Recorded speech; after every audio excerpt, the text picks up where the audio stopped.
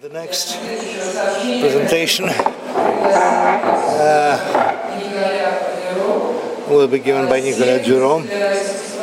Well, a scientist and art historian from France who, besides his studies of Occidental art, he's also very much engaged in studies of contemporary Russian art, and the topic of his presentation is quite specific, subject specific, and also very useful for understanding of our current artistic situation. It's a history about art publications and magazines released by different art groups as a new autonomous space in the period of 1960s and 70s. What is the issue in question? So here on the screen you see different art magazines covers, but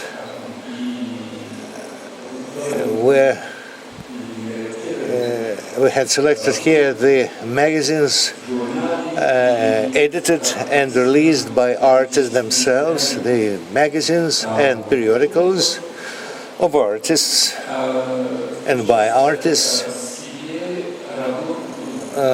which include the artists' works.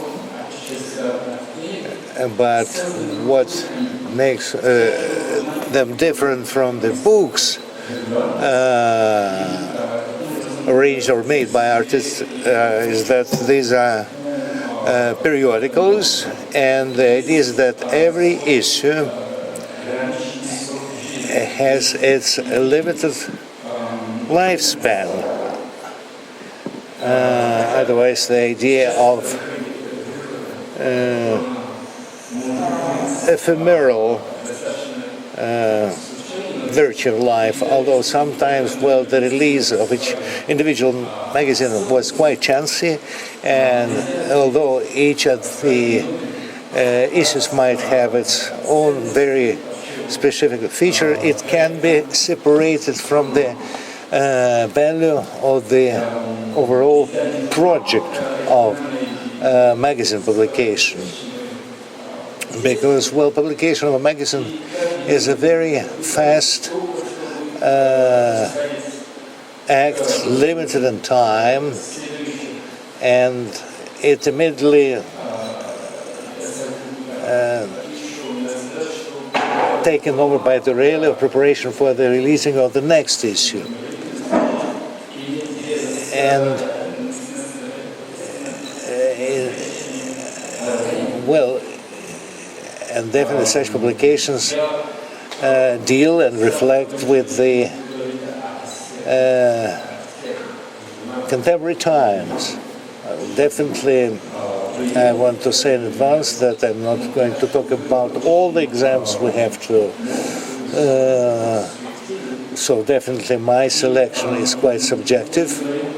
My set is selected subjectively, and nevertheless we're talking about the magazines which fall to the concept of media, otherwise as a leverage for distribution of artists' works. We're not mentioning the fact that ancient Greeks knew what is known as exphrasis and otherwise description and commenting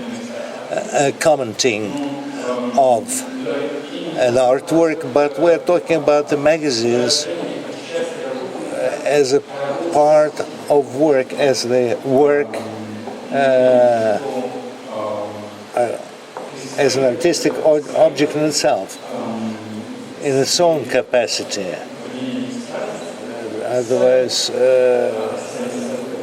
using the term of exphrasis, otherwise by describing their own works of art, the artists strive or attempt to get rid of dialectics used by the art critics. Well, generally, an art magazine has its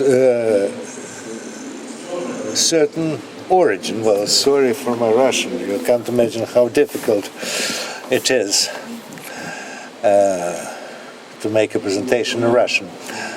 But definitely an art magazine has its own, is rooted in the past publications dedicated to the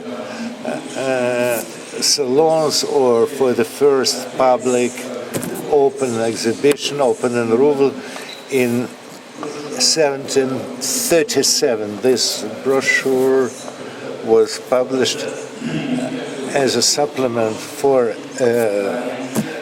or supplements for every exhibition there, containing description of each particular exhibit. We know, for example, that Diderot or even Friedrich make a dream before him.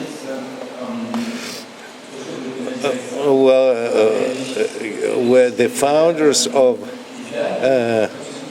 periodical publications on art, and back in 19th century, newspapers become the venue for a broader stream of art reviews. Well, of course, in the early 20s, own publications of artists hadn't started by the avant-garde artists, but in the form of a manifesto, where the magazine as a form becomes a piece of art. We have here examples from St. Petersburg, Apollon, and Dada magazine. From 1916, Hugo Ball wrote what really makes us special and different.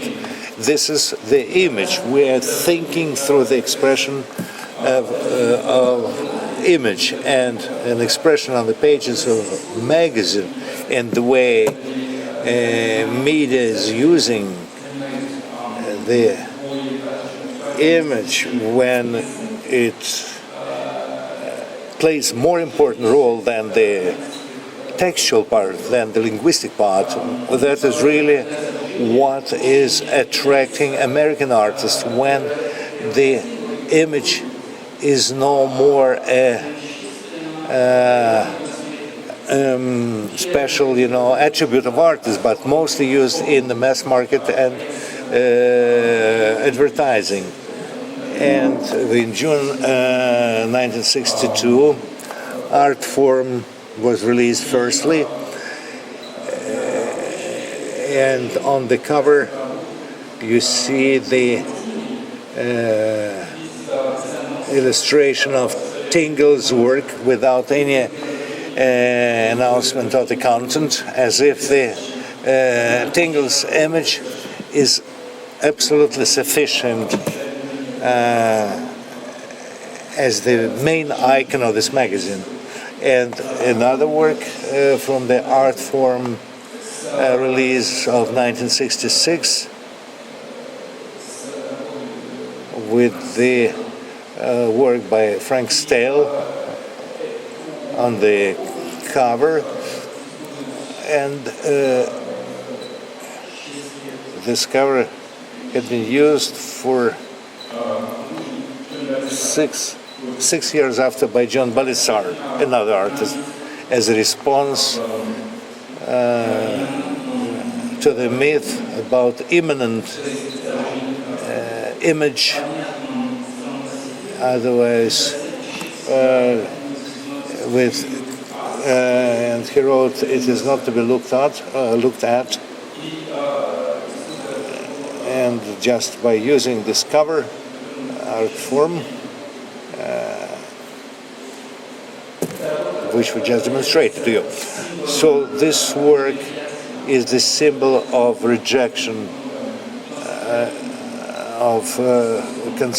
by conceptual art of exclusively visual aspects of modern art, and within the framework of Greenberg's concept on this surpassability and the protest of conceptual artists about visualization of art was also aimed against the visuality or visual features of the magazine itself. Now let's take a look how conceptualists and minimalists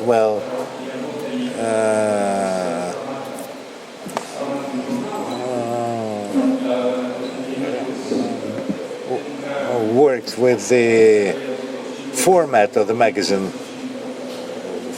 For example,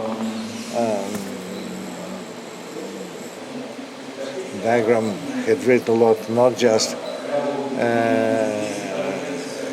textual parts, but also, and here he continues his studies of North American architecture with his own comments, which leave no place for journalist commentary. He's using this magazine as a place for art.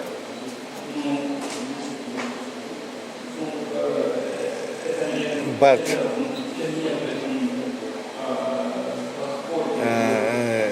he was not pioneer in this particular. It was Pinochet, another artist who been earning for living as a critic, as an art critic. But many other artists were using Artform magazine, and here's another example among many others.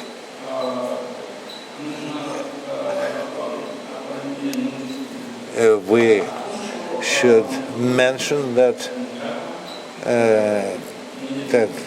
Graham, but not only him, concerning buying space for ads in Artform magazine, but not only in this one, but in the Museum News, New York Times, The Nation, etc. So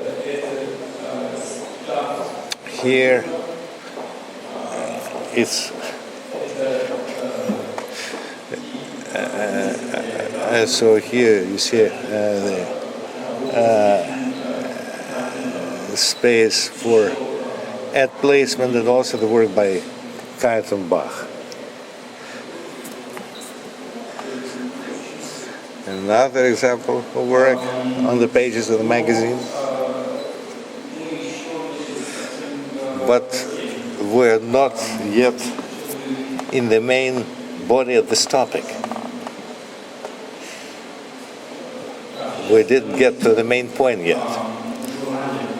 Now I'm going to tell you about another magazine, Aspen, the Aspen, very important publication, and it should be thought very quickly about its appearance, about its first emergence. Back in 1960, Phyllis Johnson, he was the editor of this magazine. So Phyllis used to be Women's Wear Daily magazine and Advertising Age. So she already was quite experienced in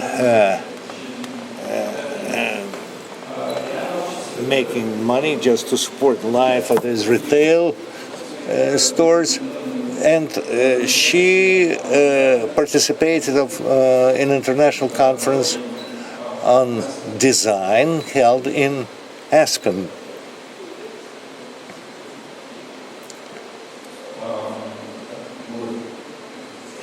in Colorado, in the USA.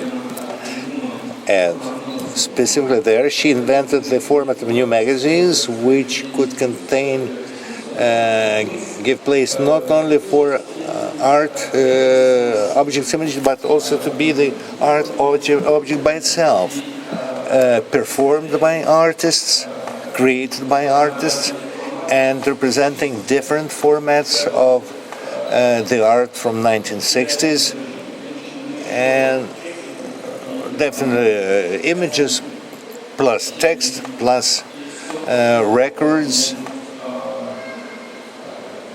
and all other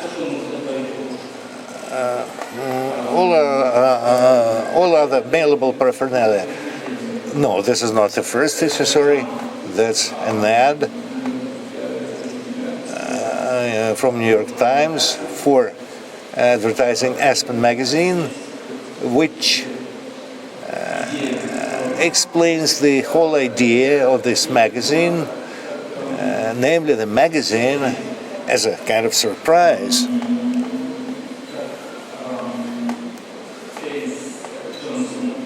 As according to Phyllis Johnson in the first issue, in her editorial note, she writes that we had started with sufficient format, but who knows how the next issue, what the next issue will look like. Yes, so you see the first issue in black with letter A, and many other artists have been involved in this project. David Hockney, Marcel Duchamp, and others. There were quite a few of them, and also it should be said that this magazine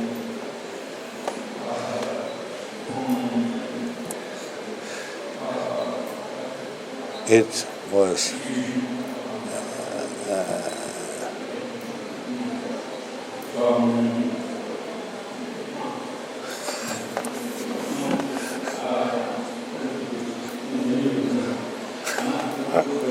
maybe, I'm not sure, a fusion.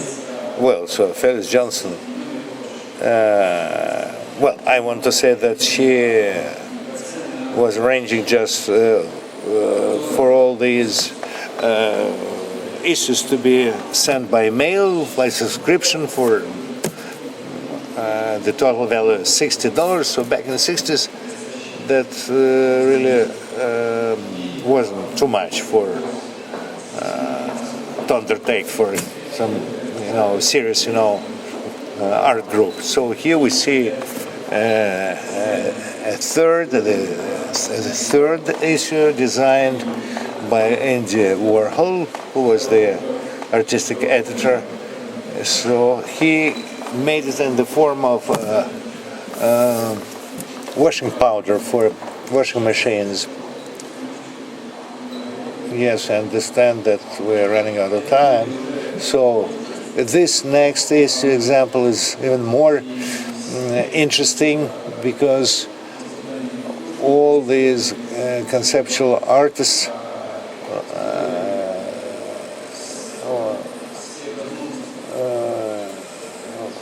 were using all possible ways of using this magazine, not only to have the images of their works and textual parts, but also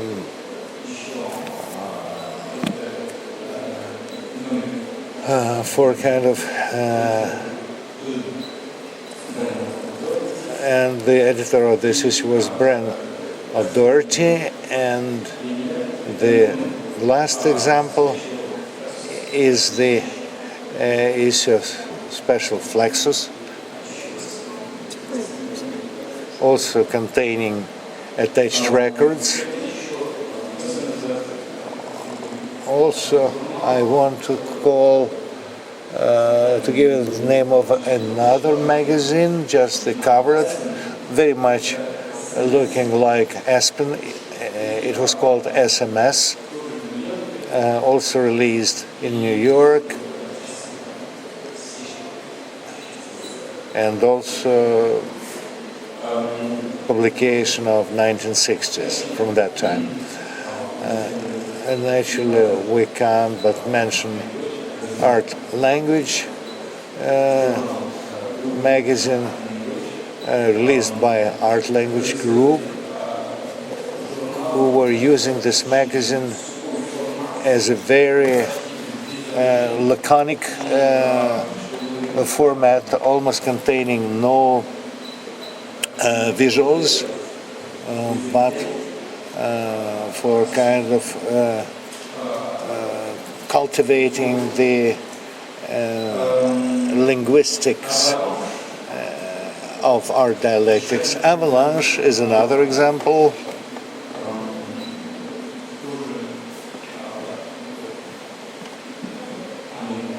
Also from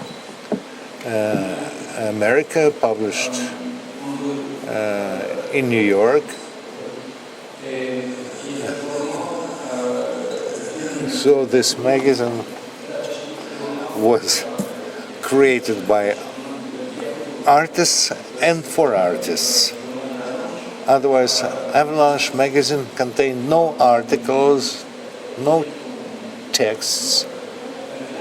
There were no editors, and it contained no introduction or any statement, but on the other hand, it was full of interviews, lots of different texts by artists, and what is really important about this magazine, that was the art magazine made by artists and made for artists. Another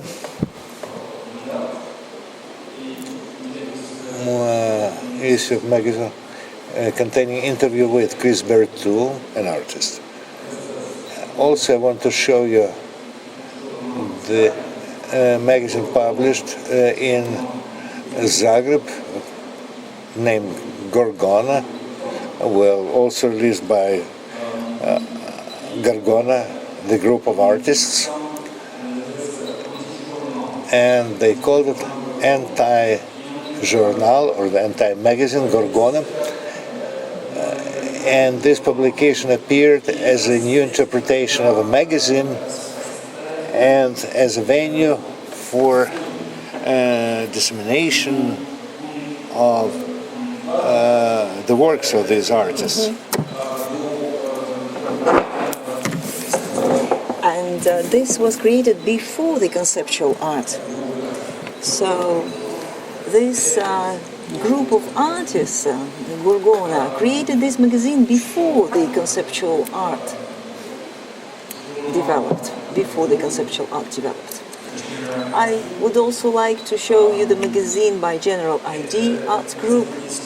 So this is the magazine from Toronto in Canada. It was published during the 1970s and 80s.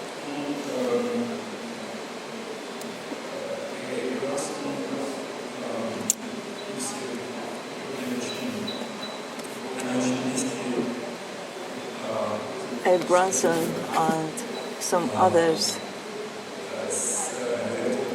were very close to the editors of Avalanche magazine.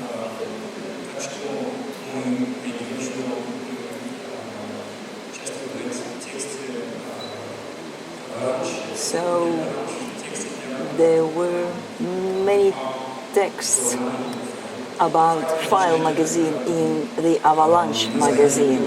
So File is a logo, and it repeats the logo and the title of the Life magazine, like Yellow Press. And it played the role of a mirror. So he used the same criteria of the mass media magazine.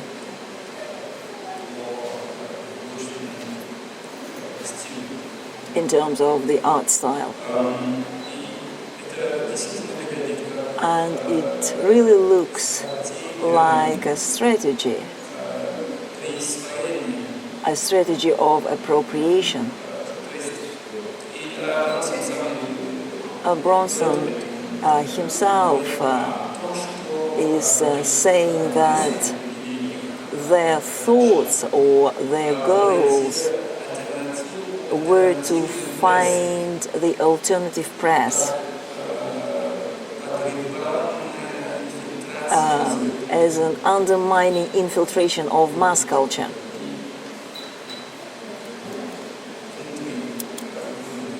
And that's what it looks like inside. It was really created with the underground artists in Toronto, and it was extremely valuable for the artists. And my last example is about today.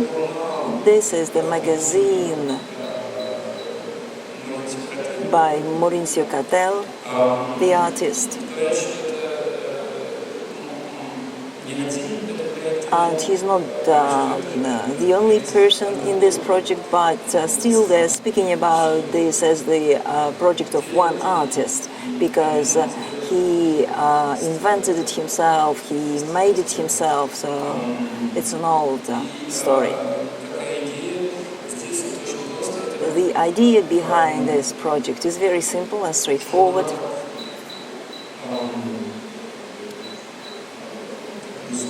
It's the idea is to look at the magazine as just waste, because it is a combination of different pages from different magazines from all over the world.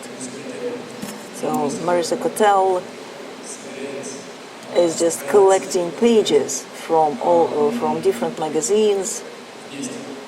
And so then he puts them together. So as a result, what happens is very strange associations that you might have.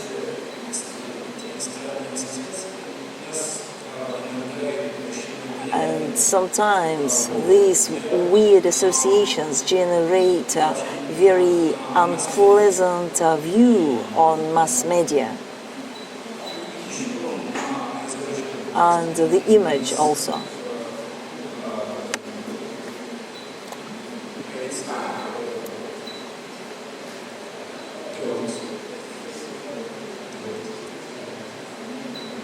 So we become sort of doped.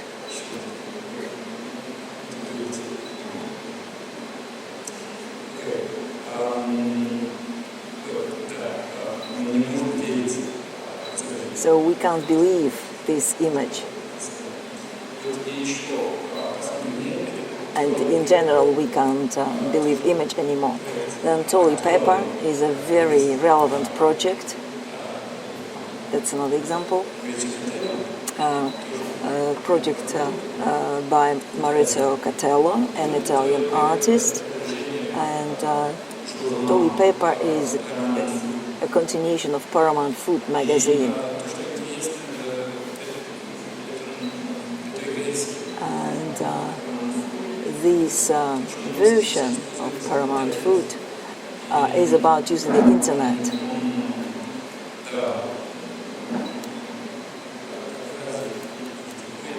So he's not criticizing,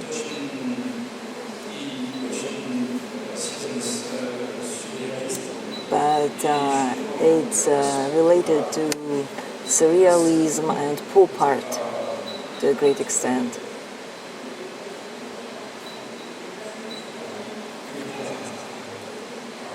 So it becomes very attractive.